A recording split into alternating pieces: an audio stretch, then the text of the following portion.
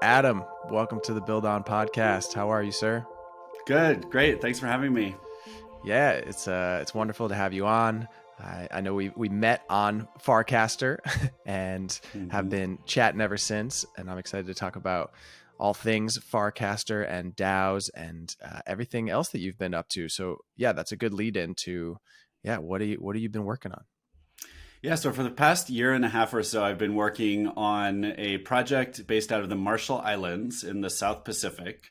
What we're doing is we're trying to create the best legal and regulatory framework in the world for digital organizations and digital assets.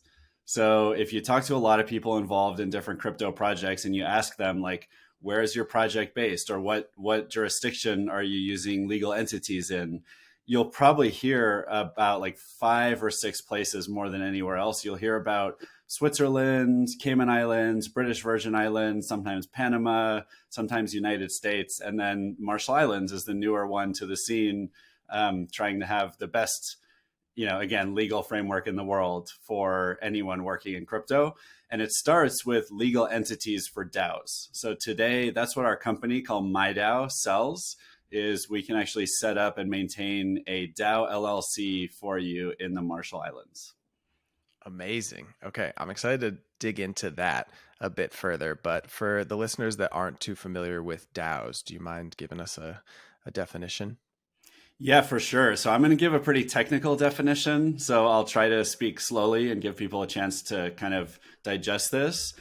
To me, a DAO is which stands for Decentralized Autonomous Organization, is any organization that uses the blockchain for one or more of membership tracking, governance, and treasury management. Now, what does that usually actually look like? I'd say most commonly, it's a group of people that is working on something together or in community together that has a quote unquote shared bank account on the blockchain, because it's not a bank account, it's actually crypto on the blockchain. And it governs that treasury through democratic voting, basically, either one token, one vote, or one person, one vote.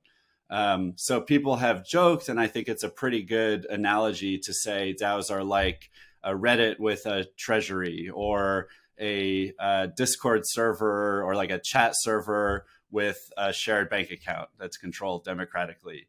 But it also, this is how most crypto projects are governed. Unlike Facebook or Google, where the only people who have real say at the end of the day are executives. And you could argue, well, shareholders kind of, but like Mark Zuckerberg has Class A shares, no one else has Class A shares, right? It's actually almost impossible for the people who even own Facebook, let alone the customers, to control its future.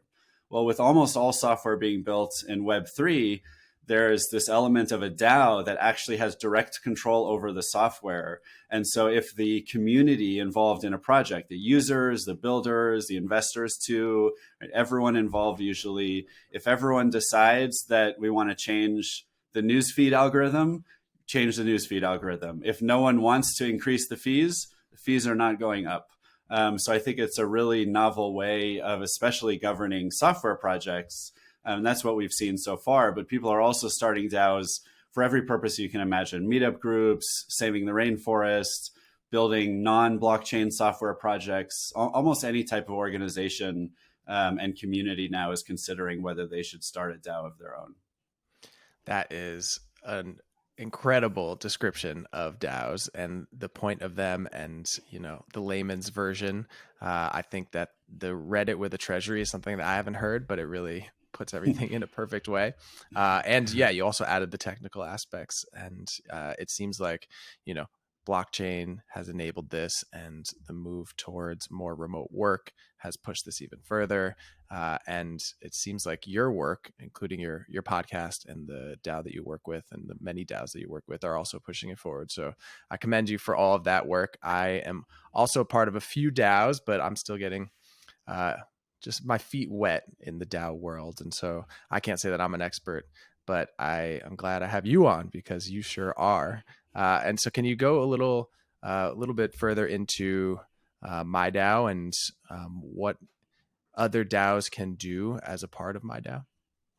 Yeah, so MIDAO, which is spelled MIDAO, is the name of our company that's partnered with the government of the Marshall Islands in creating new legislation and also commercializing the work that we do. So, for example, selling these legal entities. The reason legal entities for DAOs matter is so, it's funny. A lot of people will, once they hear about what we're up to, will say, well, why would a DAO want to create a legal entity? That's like creating a point of centralization. And one of the first things I say to push back is, unfortunately, whether or not we want to introduce this point of centralization, governments, every government in the world, if a DAO does not elect to form a legal entity, every government in the world is going to treat it as a default type of entity, which is called a general partnership. And so, whether we like it or not, the IRS, if you're in the United States, right, other tax institutions, SEC, other government institutions, they're going to look at your DAO and treat your DAO a certain way, which is as a general partnership. And basically, that's because throughout modern history, any group of people that gets together and engages in a common enterprise or works on a project together or holds money together is considered a general partnership. And that has certain implications. And the implications are primarily that the individual people involved in that project are held liable for the actions of the other people and the organization at large. So if you're in a DAO or any project on Earth, right, that does not have a registered legal entity, and one of the people involved does something really stupid or fraudulent, then everyone involved, yourself, right, could be held liable for the entirety of the damages caused. The second thing is highly related, which is tax issues. So IRS and other tax institutions will also hold the individuals liable for taxes on the organization's earnings. So if there's a 10-person DAO that makes $1 million last year, the IRS is going to come after each person for taxes on $100,000 worth of earnings. Finally, there's the issue of corporate personhood, which is the ability for any organization to be seen as a person in the eyes of the law, such that it can sign contracts, own property, open a bank account, hire employees, pay taxes. And so these three things are coming after every DAO, whether they like it or not. And the current legal system all over the world has a solution for this, which is it's a trade with the government. The government says we will shift those three issues into your favor if you register a legal entity with the government, which is either creating a corporation or a foundation or a charity or a LLC, other types of entities around the world as well. So that's what we're trying to advocate for in the DAO space. Yes, there are exceptions where DAOs really just don't need a legal entity, but in most cases they do. And that's the problem we're helping them solve, usually in connection with a lawyer that they hire or that we help connect them to, is creating the legal entity that protects their members and the organization from all the extra liability and the other downsides of being a general partnership.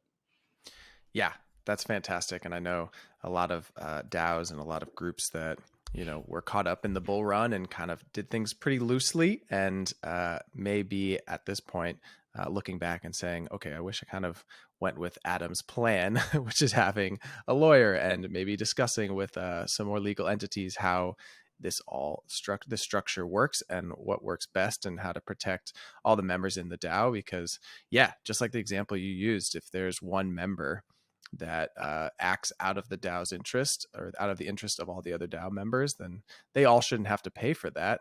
That's Right. counterintuitive to the whole movement of DAOs. And so protecting yourself really makes a lot of sense. Can you give an example of a DAO that has done this in the right way, or a DAO that you really appreciate as an example? Yeah, sure. I mean, one of the interesting things about legal entities for DAOs is that if your DAO has been around for a while and already has a lot of money, it can be very difficult to then create a legal entity for the DAO later on. So a lot of the biggest DAOs that have been around the longest, like Uniswap, SushiSwap, Maker, those are actually less likely to be seen actually incorporating the whole DAO and more likely to use utility entities, which is hard to even find information about this on the web because they don't even talk about it always in the documentation. But like SushiSwap recently created 3 legal entities, and no one of them is going to be the entire DAO. They're just entities that they're using for specific purposes. Now, DAOs that have been launched in the past year or so, I'd say and any that are created now are much more likely to know that they should create a legal entity from the start. And there's better solutions out there, right? Because people like us and others around the United States, for example, have created these DAO LLCs that are meant to be legal entities for DAOs. So now when you see people starting DAOs, like a good example is like Crypto Mondays. Crypto Mondays is a global meetup group with chapters in about 50 cities. And Crypto Mondays is now a Marshall Islands DAO LLC. And so that way, if something happens at one of the meetups, someone falls, right? Like classic cases of things that could go wrong, then the members are protected from that liability. They were able to open a bank account so that they could accept a sponsorship payment from a company that didn't want to pay in crypto. So that's one good example. Another one some people have heard of is Satoshi Island. It's kind of fun.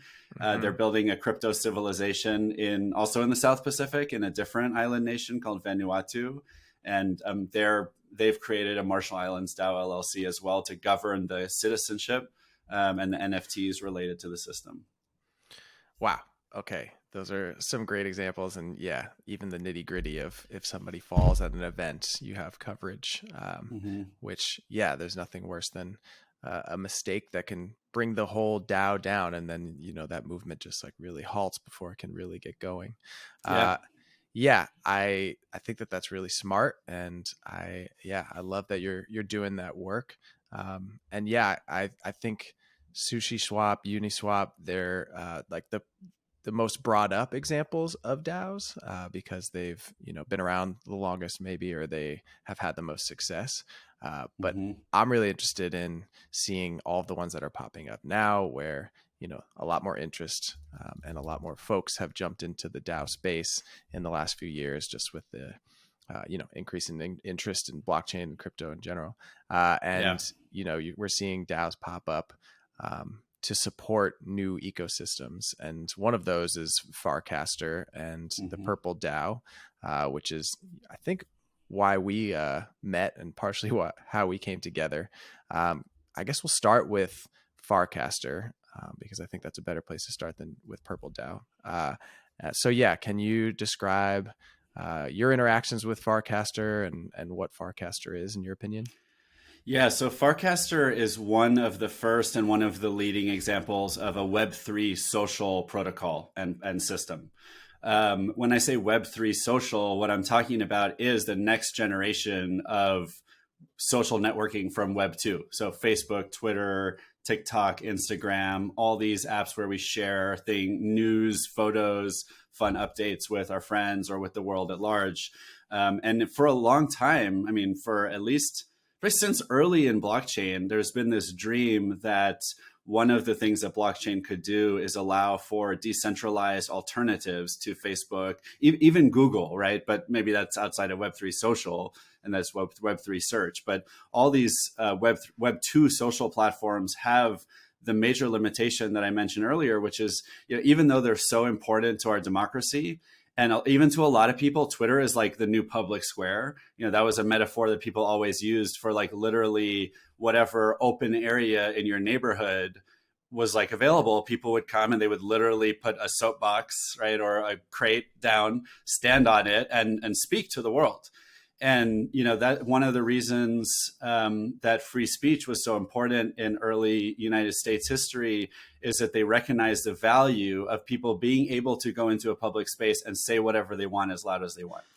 So now fast forward to today, it's much less likely to see someone on a soapbox on the street and much more likely to see them in like Clubhouse or Twitter, in a Twitter space, right, standing up and speaking for what they believe in. But the problem with these spaces is they're owned by private companies. They're controlled by a very small group of individuals like Mark Zuckerberg and Elon Musk, who can kick people off the platform, right? Basically deplatform them or cancel them. They have algorithms that choose what content you hear or see and what content you don't, and we have very little visibility into those. And so even though this is private enterprise and not government, which is why the rules of the Constitution don't apply to, Twitter and Facebook in terms of free speech, they've become seemingly as important as the types of free speech government used to protect, and yet they're not free. So there's been this belief that at some point Web3 will be able to solve this problem. And actually, the first solution I had heard of was called Lens Protocol. And about a year and a half ago, when I learned more about Lens and I got excited about it, I signed up and then found out that there was nothing you could do. They're basically just what the software just like wasn't even really working yet. And so I said, okay, Web3 social is not ready. Now, about 3 months ago, I heard about Farcaster from Dan Romero, one of the founders who was on Bankless podcast. And he offered anyone listening could get an invite from him. So I got an invite, joined Farcaster. And much to my surprise, this was like already like Twitter plus, right? And there's some things Twitter does that it doesn't have yet, but there's like 30 or 40 apps that are part of the Farcaster ecosystem that all, because it's not a closed system, they all can build functionality and features on top of the Farcaster protocol. And so already we have this like thriving ecosystem that basically is like Twitter, but better. And it's Web3. So, no one can take away your account, right? No one can censor you. Now, to be clear, actually, and I know I've been going on a little bit here, but people are allowed to use filters, right? You can use the Farcaster client that does introduce, filters based on hate speech or whatever the thing is like you don't want to see on the internet. But then there's someone like myself, I really want to see it all. I want to know what people actually think about things, right? I want to see this may sound extreme. I want to see the neo-Nazi like posting on Farcaster so that I know whether there's neo-Nazis in the world and what they're saying. Right. And you cannot do that on any existing, Web2 social platform. So anyways, Farcaster, it works. It's like Twitter, but extended and better. It's even especially fun because it's still invite only. And so pretty much everyone in it is like really into Web3, like you and me. So you meet lots of cool people.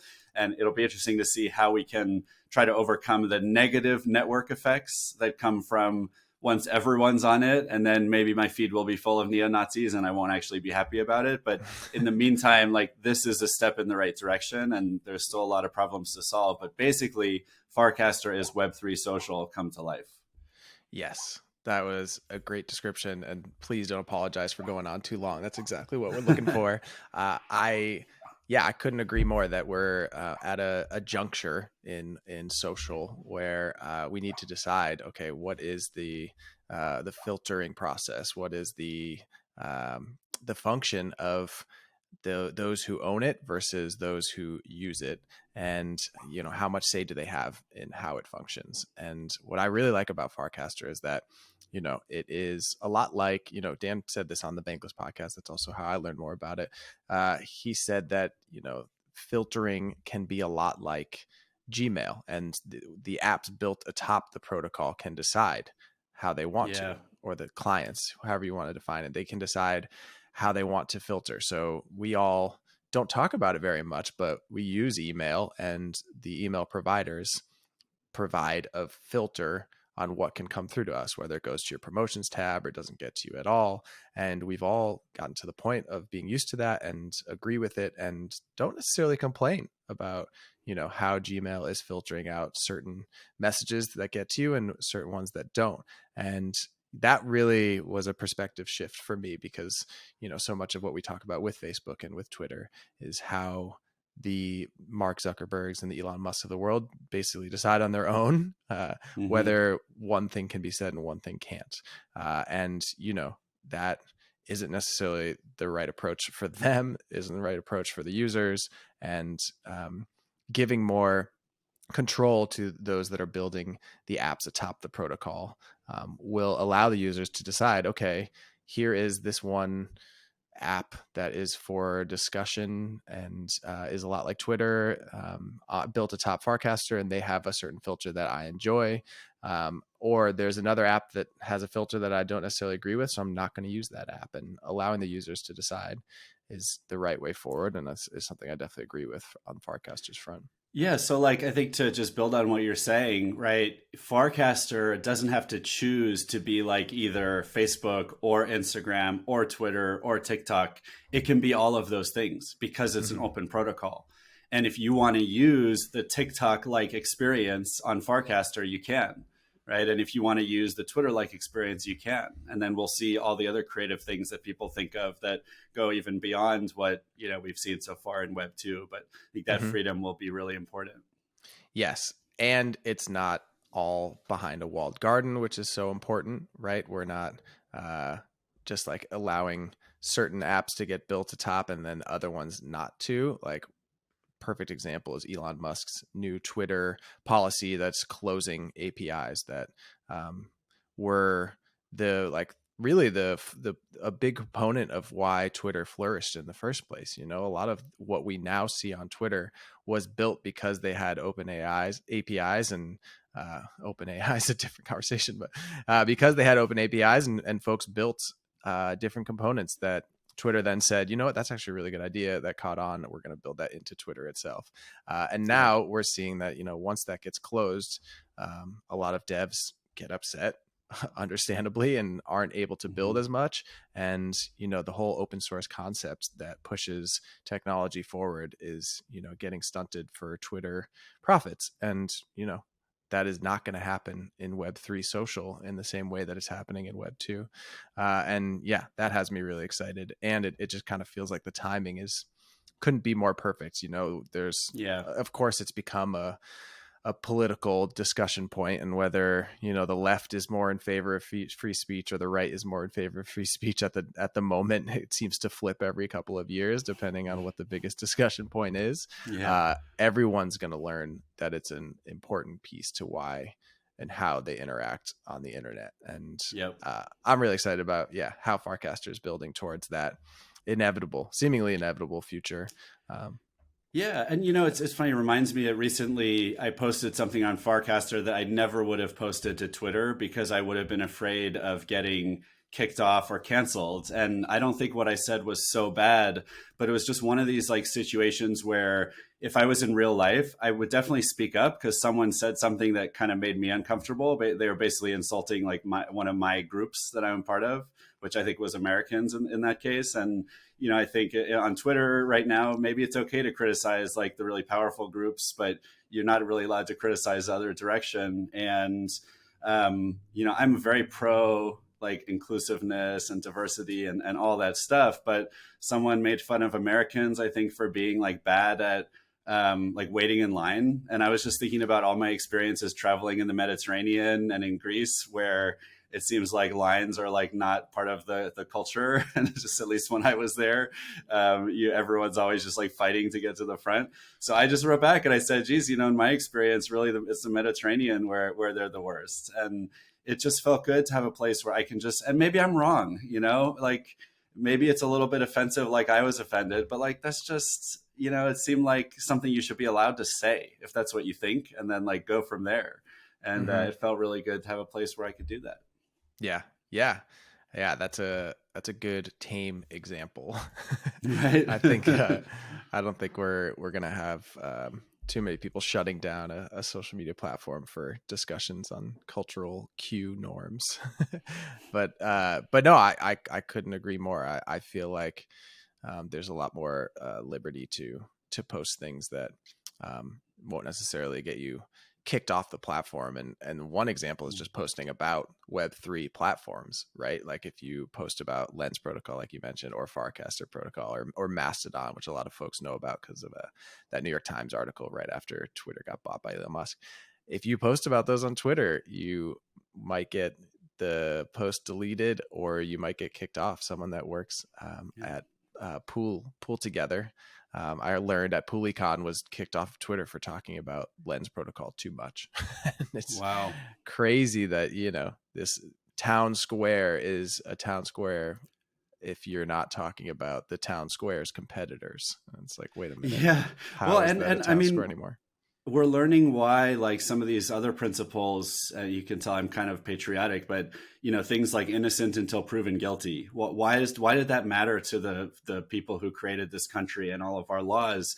It's because they saw things like this happening in the non-internet society, where basically someone would get canceled, right, and brought to jail, or a gun put to their head and told, you better stop talking about this stuff. And what these kind of philosophers and politicians realized was just the importance of protecting people who are not doing anything wrong, even at the expense of not catching all the bad guys. And I think we're seeing that now when someone gets kicked off of Twitter with no explanation, a weeks long arbitration path, or ability to argue with Twitter about getting kicked off. And to a normal person who likes chatting on the internet, that is like really damaging. I mean, it's really like taking your voice away, and in this world. And so I think it's really important that we build a system that's more like the philosophical outcome that I think many of us want, which is more of an innocent till proven guilty world. Mm-hmm. Yeah. Yeah. I couldn't agree more. I do want to move more towards the Purple DAO and what's going on with the Purple DAO. Now we have a bit of an understanding of what Farcaster is and why it exists. Can you give us a rundown of what Purple DAO is and how you're a member? For sure. So Purple DAO was started to be a DAO that supports the Farcaster ecosystem. It's a little different from some other projects in the sense that it wasn't actually started by the people who started who started Farcaster.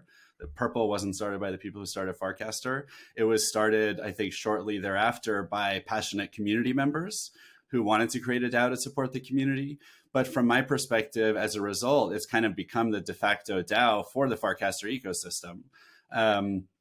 Purple DAO is built on Nouns, which is a very successful DAO that has become a DAO platform. So I think I should describe what that is, because that's a really interesting element of what's going on at Purple. Is just being a part of that ecosystem. So Nouns is a DAO that was launched about 1.5 years ago, maybe almost 2 years ago now, with a novel mechanism for joining the DAO and raising money. And so the way Nouns DAO works is every day one NFT membership is auctioned off to the highest bidder. And each NFT also has some cool imagery, which is a separate issue we could get into. But basically, whoever wants to join the most each day and therefore bids the most wins that NFT and gets to be the next member. And what this does is it creates a slow growing, right, one a day, or you can choose whatever number you want. But Purple also is one a day. It's a noun-ish DAO.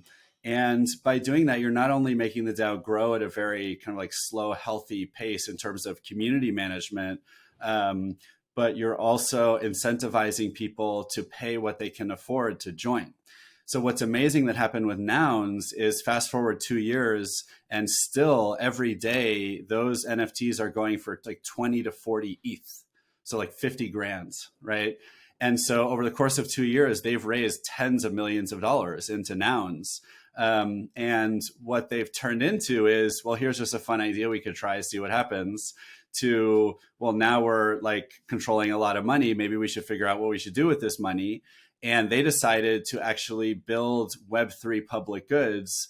In particular, they built a platform, or they funded the building of a platform called Noun Builder, which is a DAO platform from which you can launch your own DAO that works similar to how Nouns does.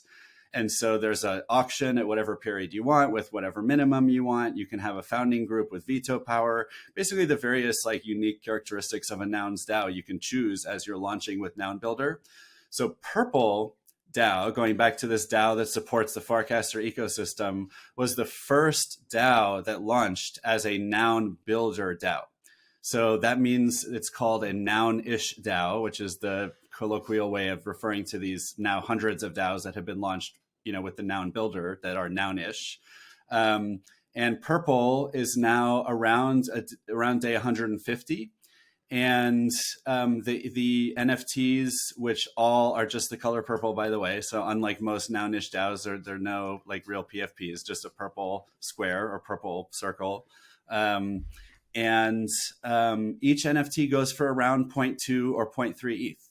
And so every day there's $400, $500 coming into the treasury, and it feels slow at times, but it really does add up. I mean, we're now talking about like raising $50,000 to $100,000, and already now, similar to Nouns in terms of wanting to build Web3 public goods, Purple wants to help fund Farcaster public goods, right? Web3 public goods for the Farcaster ecosystem.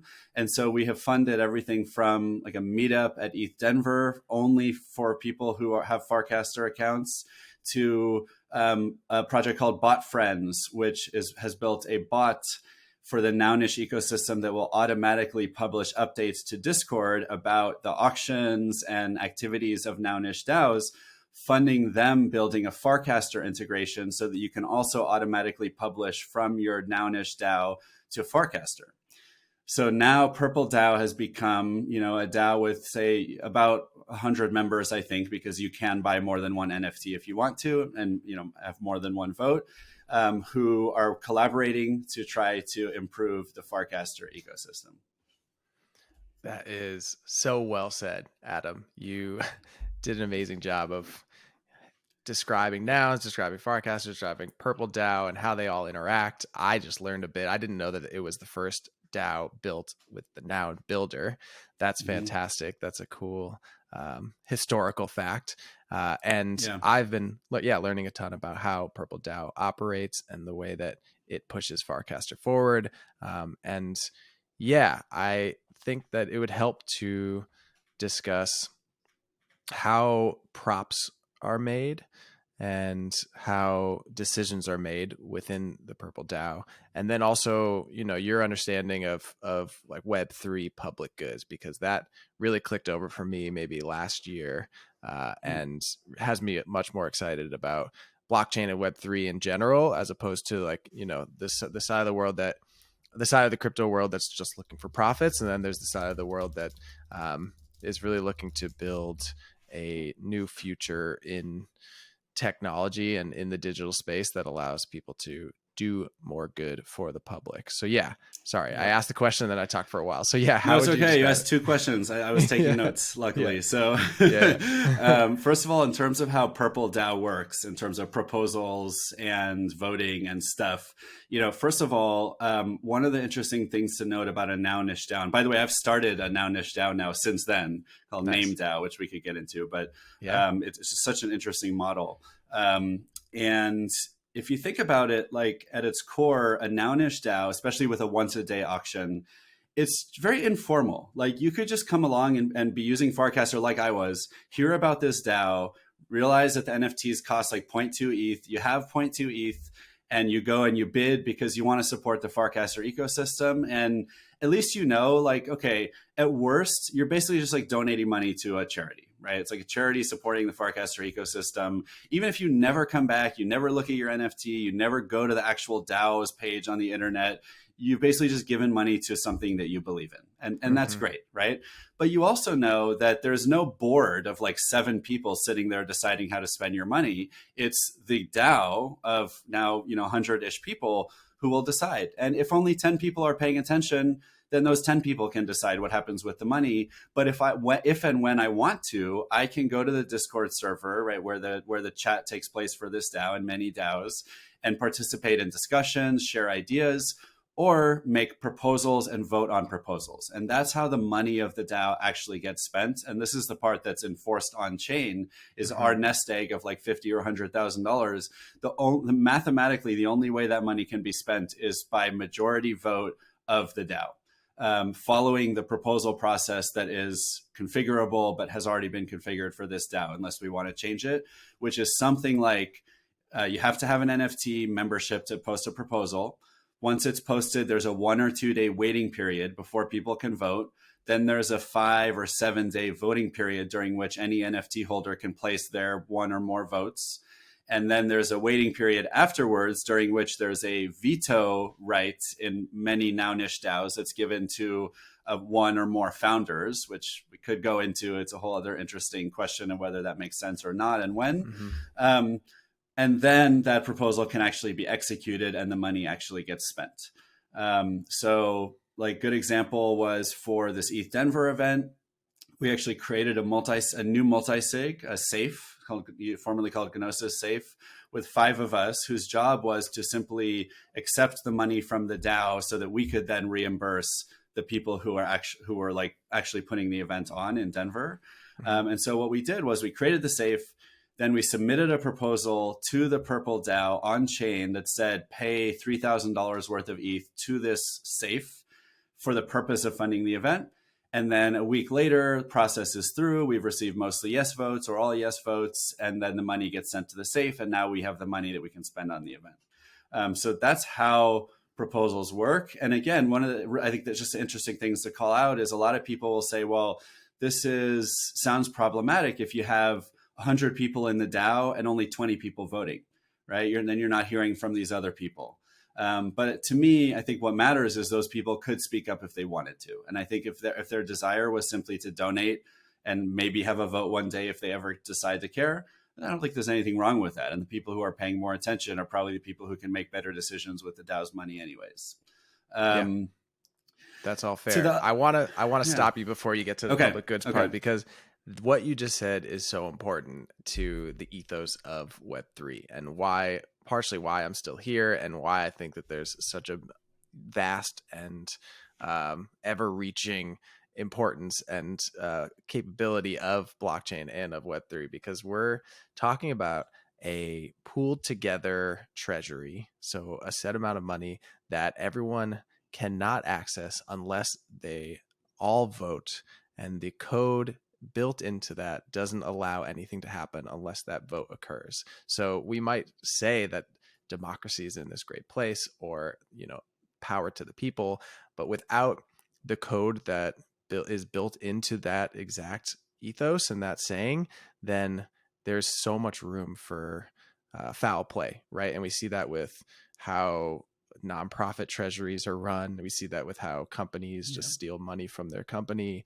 how, you'll think that there's this incredible movement, and behind the scenes, there are 2 folks that are actually controlling all the money and buying houses. And, and the list is endless of people taking advantage. And you really it's unfortunate, but it's hard to trust a lot of humans, especially once money gets involved. And we've seen that throughout history. And so when you put the trust into the code and then allow everyone to vote and enact their ruling through using that code, then it opens up the doors to so much more better behavior and more aligned values and aligned behavior. And I think that is one of the key things that, folks that just see headlines of crypto being about, number go up only, they're totally missing the signal in all of that noise. And I really wanted to repeat that signal, because that is incredibly important.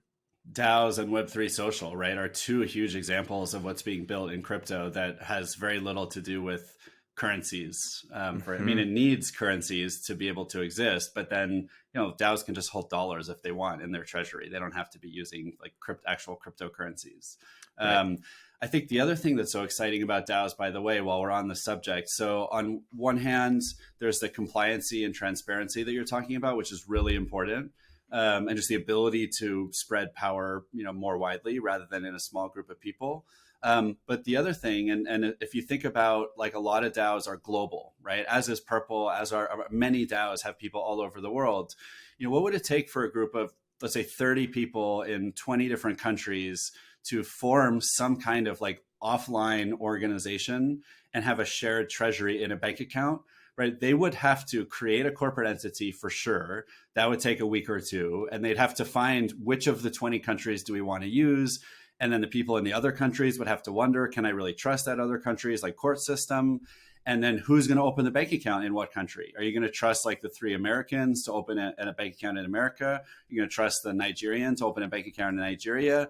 Whatever the situation, it's going to take months, and and you have to trust smaller groups of people with their jurisdiction, or them being the signatories on the bank account. So it's expensive and it's risky. With a DAO, you can create a organization for 30 or 30,000 people to control a shared treasury on the internet as quickly as you can create a website using Squarespace, right? It's literally like create an account, click a few buttons, pay a fee, and you have your DAO. And then you can scale at internet speed. So just like a website, you can go from 30 users to 30 million users. And maybe 30 billion is a bit much for today because we're still building the core infrastructure. But you go from 30,000 to, let's say, 3 million in a week and raise $50 million and have no additional administrative expenses, no additional trust that you have to put in anyone. It just scales instantly and practically freely. And so the fact that now it's as easy to create a global organization as it was 3 years ago to create a website, and that you can scale the website as fast as you can scale a website built on AWS with no additional cost, and now you can scale an organization that way too, it's just incredible. Truly, truly incredible. I love hearing the passion in your voice. I couldn't agree more with how important it is that we get that across as well, because adding more technology that allows for global alignment is going to be so important for all the issues that we have to solve in the near future, in the long term. And there are plenty of them. Everyone that's of our generation, or pretty much any generation at this point, knows that we've got a lot of issues to solve in the near term. And we need to, fix a lot of these big global problems, and being able to coordinate with those around the world and coordinate quickly is what's going to be the flashpoint that allows us to, excel and tackle these problems. And I for one, am really excited about how we can utilize DAOs and blockchain for fighting climate change. And I think that we need global coordination to be able to do that. And that's just one example of a big global issue that we need, folks from all over the world to be sharing information. And that might be about the amount of carbon that's in the air, and, adding that information into a DAO, and, enacting actions moving forward because of all the information that we're getting globally, and not allowing, just 1 or 5 or 10 humans to take advantage, because it is so much more decentralized, which is a word that comes up often. And I think that that's a good lead into the public goods conversation, and how, DAOs and treasuries and these new protocols are, funneling money into public goods that might be in Web3 or might just be for, general purpose. So can you describe how DAOs are structured to support public goods? Yeah, sure. So first of all, when I think about public goods, what I think about is basically any product or service that you are making available for free to anyone to use, and often even to continue building on and combining and recombining in any way that you want. Usually, that's how it is with Web3 and with protocols. It's kind of like the early days of the internet, when people were developing things like internet protocol, which is how like your router talks to your computer, and HTTP, which is how your browser talks to other, servers on the internet, and all these, and email, right? POP3, IMAP, or the maybe more technical words for what's actually happening with email, SMTP. These were public goods that were funded by the government primarily, and maybe some large like private companies, because at the time there weren't millions of people who were so excited about the internet and making lots of money being engineers who could fund their own public goods. But there was a government that had the foresight to see, and places like Bell Labs, AT&T, to see that some of this stuff was going to be potentially so valuable, although even they didn't really have any idea. But they funded the development of these public goods that, once they were created, could be used by anyone. The next generation of the internet, which is kind of what we call Web 2, was for some reason just the dynamics of the market lent themselves towards more centralization, to where when you were creating the next big web platforms of Web 2, like Amazon and Google and Facebook, et cetera, you tended to be creating something that was not a public good, but rather a private good that your company controlled.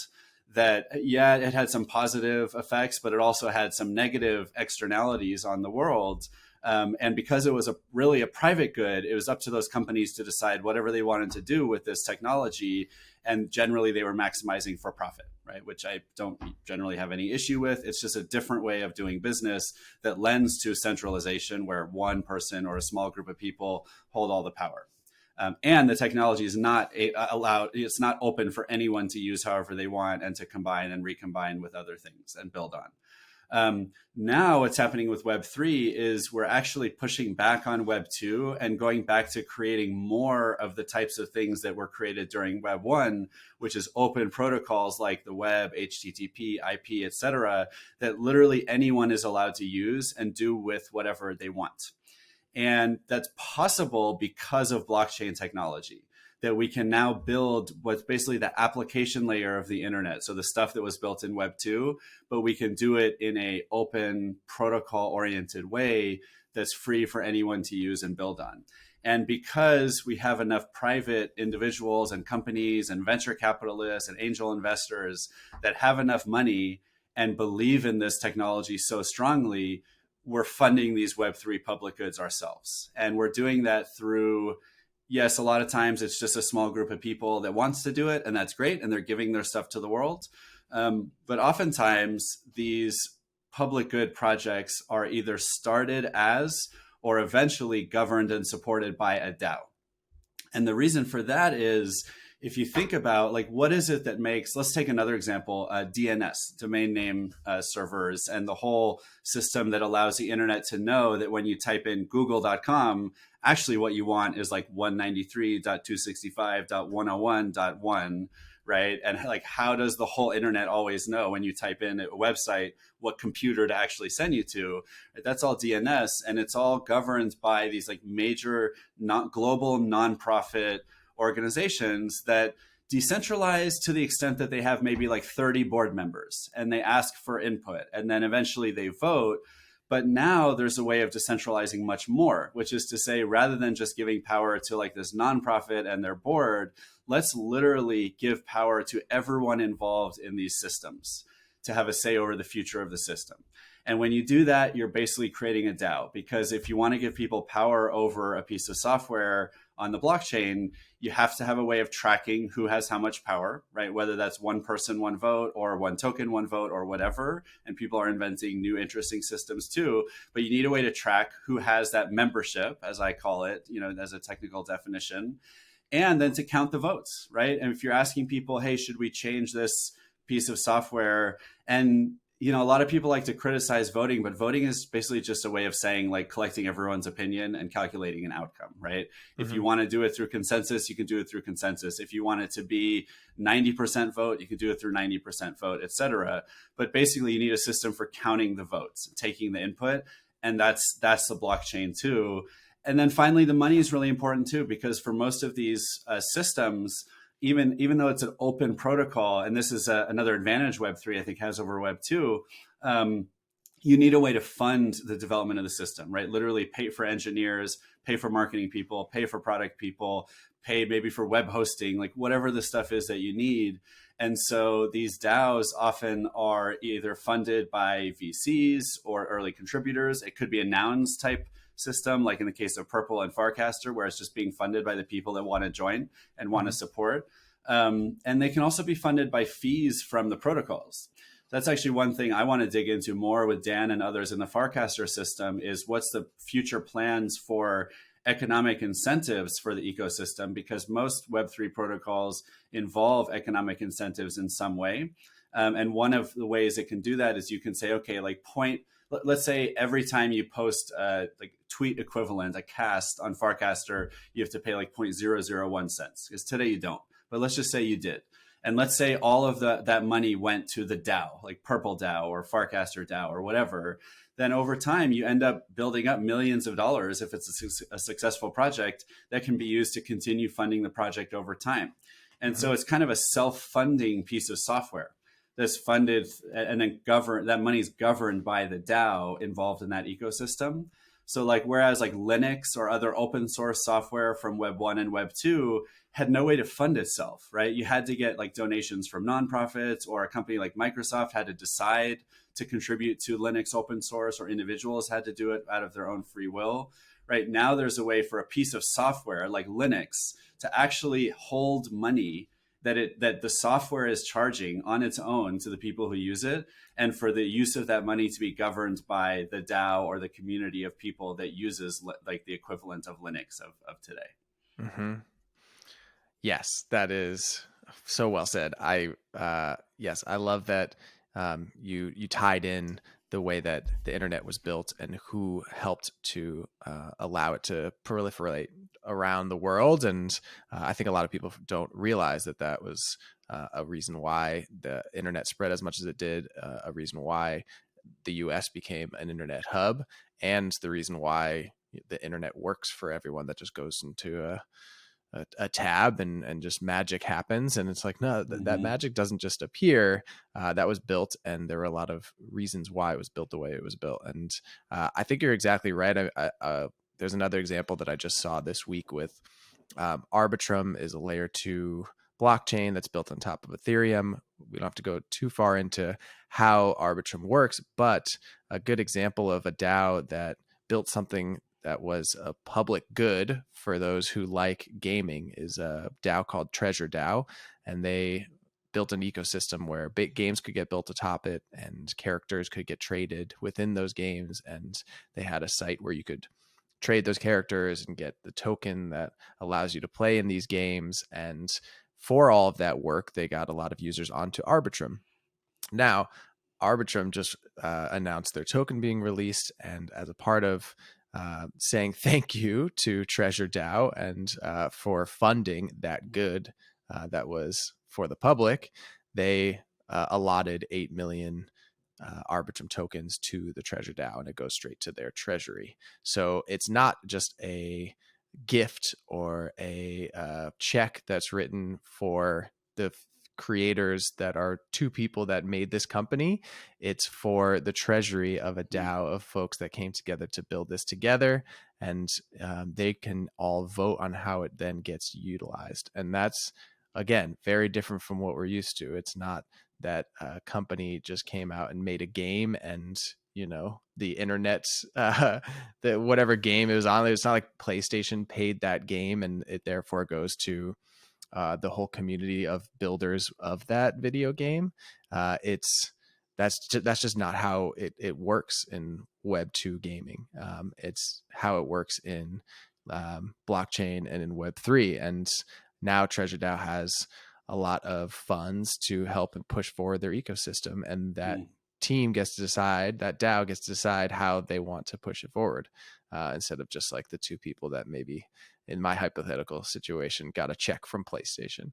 And so, yeah, it's incredible to see that it's like happening live and happening to the DAOs that are building incredible things. And it's even more incentive to, make a DAO and to make something amazing, because, the public goods funding is coming from the Optimisms, the Arbitrums, the Ethereums, the, fill in the blank, because it seems like a lot more groups and protocols are building this into their treasury and into their future. And I think that that's beautiful. Yes. Okay. So that's all great. And yeah, I think that sounds like a good place to tie things up. I like to ask one last question that I usually make into a shorter clip. But yeah, if you can keep it to 1 or 2 minutes, can you explain why you still think Web3 and blockchain or crypto is still important? I know we just talked about that for an hour, but if you can, synthesize it all down, for your personal aspect, why is this Well, all I so think important? yeah, I think it's a funny question, because to me, like, Web3 is so new to almost everyone, right? And including the people who are in it. And so it's funny to think about why someone is still in it. I almost feel like we should all be asked, like, why did we recently decide to join it? And because it really is, it is very new. So I certainly joined it because of its the prospects for creating a better future with technology. I really believe that the internet is not just a tool that we use, but it's part of the evolution of humanity into the future of life on Earth, which may not be exactly what it's been for the past several thousand years. Right? I really think humanity is turning into something greater than itself, and the internet is kind of like our shared consciousness, and we're all connected to it, right, in different ways. And so I think if the internet and technology represents literally the evolution of humanity, we have to make sure it gets built right.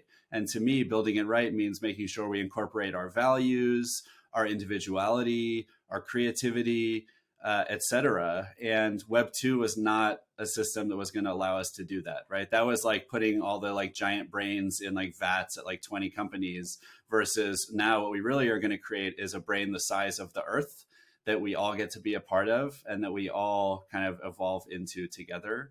So that's at the highest level why I'm in Web3. I also think the business opportunity is massive when you're looking at something that could change the world as much as blockchain can. And I think any good capitalist should also want to be involved in what's happening in this space. Well said. Adam, this has been wonderful. I cherish all of your insights. This has made me smarter and more excited and inspired to keep building in this space. Where can folks find you on the internets and on the blockchains and on the chains? So on Farcaster, I'm the Thriller. So please find me there if you can. On Twitter, I'm 0xThriller. My company MIDAO is at MIDAO.org. That's MIDAO.org, or MIDAODS on Twitter. And those would be the best places to find me. Amazing. Thanks again, Adam. I can't wait to do this again soon. Thanks for having me. It was awesome.